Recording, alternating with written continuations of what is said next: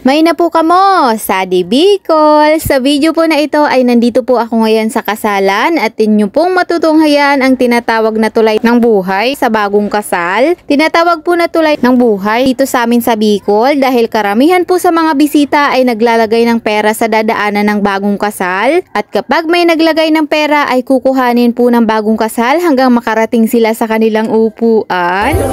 Sige po. Alright. Ayan, sige po. Gawin niyo po na tulay na buhay yan. Gawin niyo po na tulay na buhay. Yan po ang tinatawag po natin tulay na buhay. Yan na po ang bagong kabanata ng mag-asawa. Sige po, gawa po tayo ng tulay na buhay. Pwede po. Basta po tulay na buhay, sir. Sige po. Hanggang makapasok po ang mag-asawa. And Rico and ready, habang umahaba yung tulay, pasok na kayo. Ayan, alright, sige. Hanggang makapasok kayo. Ayan, sa lahat po ng sumusuporta na gumagawa ng tulay. Maraming friends, colleagues, salamat po. Salamat po kaninyong amin.